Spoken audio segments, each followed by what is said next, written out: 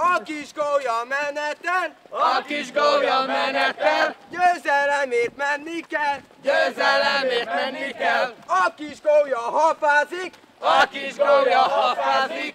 A gólyatábort a katonás lebonyolítás jellemezte. A Kárpátaljai Magyar Diákok és Fiatal Kutatók Szövetségének rendezvényén az Ungvári Nemzeti Egyetem magyar ajkú elsősei tartalmas programok, ügyességi és szellemi vetélkedő közepette átestek a beavatáson.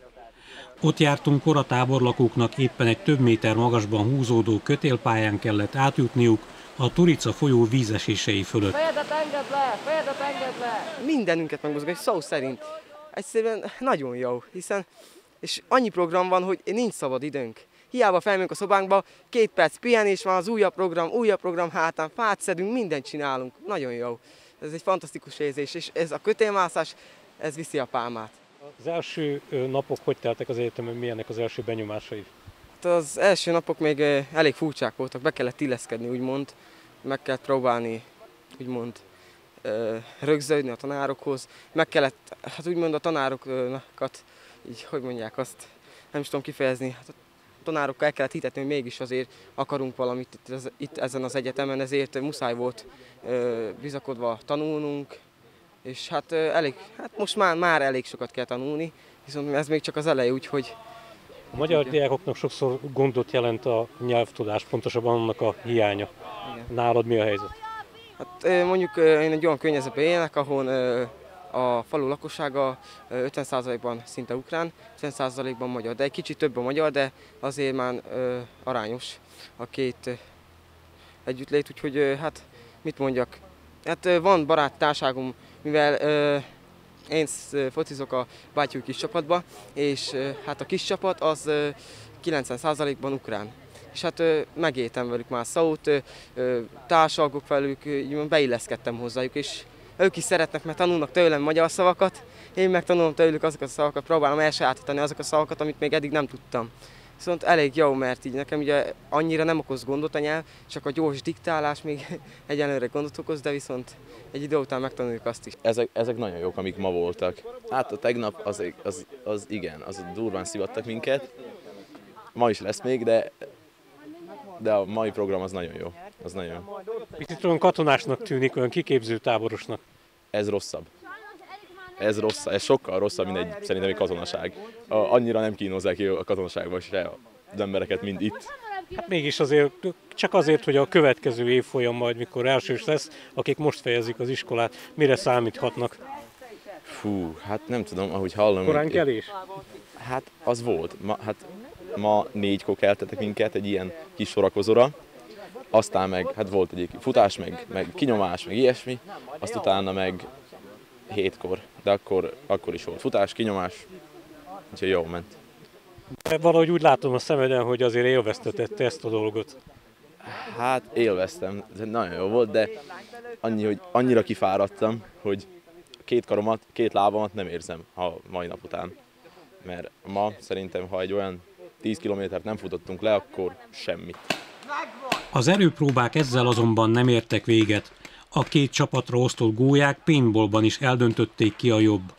A szebbik nem képviselői ebben a feladatban is felvették a versenyt a fiúkkal. A gólyatábor az már az első pillanattól vonzott. Igaz, az elején nagyon féltem, hogy milyen is lesz, mert sokan mondták, hogy nehéz fizikailag, viszont szerintem ez hozzátartozik ahhoz, hogy az egyetemi és a diák életben minél jobban be tudjuk kapcsolódni, és a KMDFKS szervezete is egy olyan szervezet, amely segít nekünk ehhez.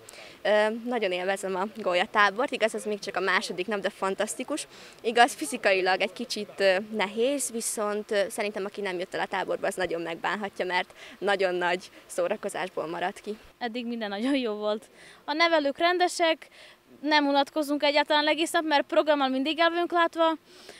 Az étel is finom, úgyhogy eddig minden szuper. Mi az, ami idehozott téged? Hallottam ilyet, hogy sokan nem vállalták a tábort, félve a nehézségektől. Igen, először féltem, mert hallottam, hogy sok nehézséggel kell szembenézni, de végül barátok vonzottak, hogy hogy akkor gyere, és eljöttem. Segíti a baráti kapcsolattartást, illetve a közösségépítés szerinted ez a tábor? Igen, és szerintem mindenki már ismer egymást, úgyhogy barátokat is összehoz. A régmúltban krónikások énekelték meg a hősök cselekedeteit. Manapság videókat és jobbnál jobb fotókat készítenek a haditudósítók az utókor számára. Igyekszem minden egyes ilyen momentumot megragadni arra, hogy minden ilyen emlékezetes pillanat később visszanézhető legyen.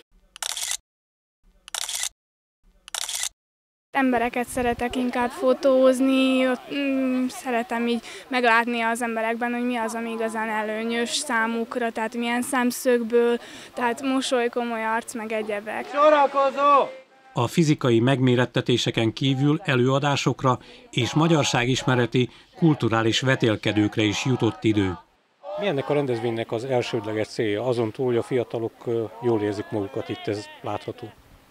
Az elsődleges cél az, hogy az egyetemek falain belül a magyar diákok ne csak tanuljanak, hanem egy magyar közösséget hozzanak létre, és az egykorú diákokat itt a golyatáborban meg tudjuk szólítani, és ezek a programok akarva akaratlanul közösséget teremtenek. Sikerül ez a célkitűzés? Eddig minden éven azok, akik részt vettek a golyatáborban, az egész egyetemi pályafutásuk alatt összetartóak maradtak. Ez a gólyatábor más egy picit, mint amiket most hallottunk Magyarországon, például nem szeretnék itt a részletekbe belebonyolódni, sokkal sportosabb. Ez előre megfontolt szándék miatt alakult így ki, tehát egy koncepció van mögötte? Igen, fontosnak tartjuk, hogy a diákok a sportban tudjanak egymásra találni, mert a csapatszellem legfőképpen ilyenkor tud bennük előjönni, fejlődni, kikristályosodni, és igyekszünk sportrendezvények mellett kulturális programokat is belecsempészni a golyatáborunkba. A mai este folyamán lesz egy Kárpát-medence kvíz, ahol megismerkedhetnek a felvidéki, a délvidéki, a Partiumban lévő, a Horvátországban lévő diákszervezeteknek a tevékenységéről, és a egyéb magyarsághoz kapcsolatos kérdésekben mérhetik fel tudásukat az este folyamán. Mennyire könnyű vagy mennyire nehéz összehozni a diákokat, hiszen sokan panaszkodnak arra, hogy úgyis elég leterhelt a tanév, tehát valamiféle plusz tevékenységre, társadalmi munkára nincs sem idejük, sem kedvük. Nagyon nehéz összeszedni a gólyákat, mivel, ahogy ön is említette, a mi gólyatáborunk nem hasonlítható össze a többi diákszervezet, valamint diákszövetség gólyatáborával. A miénkben sokkal inkább katonás körülmények vannak, és az egész golyatábor inkább egy kiképzésre hasonlít, egy kárpátaljai-magyar értelmiség kiképzés első fázisára. Ennek ellenére nagyon népszerűnek tűnik a diákok körében. Igen, ezen a KMDFKS megújulása, ami a 15 éves évfordulóval van szoros összefűzésben, egy új arculatot vett fel a szervezet, és ennek az új arculatnak az eredményeképpen mondhatjuk azt, hogy az előző éveknél kétszer többen jöttek el. A jövőben is hathatósan megpróbáljuk képviselni a magyar diákok érdekeit egész Kárpátalján, tanuljon az a diák akár még felsőoktatási intézménye, akár többségi nyelvben, akár anyanyelvén. Fontosnak tartjuk, hogy a diákokat megpróbáljuk elindítani az egészséges életmód mellett, hogy ne az legyen 5 év után, hogy felállnak az egyetem padjából, és elhízva, interneten szocializálódott magyar értelmiségünk legyen, hanem egy egészséges, kiváló köztudattal és közérzettel rendelkező magyar diák hagyja el majd az egyetemet. A megújulás keretein belül szeretnénk az éves programjainknak a számát megnövelni, hogy minden magyar diák és minden tagunk legalább 2 hetente részt tudjon venni egy rendezvényünkön.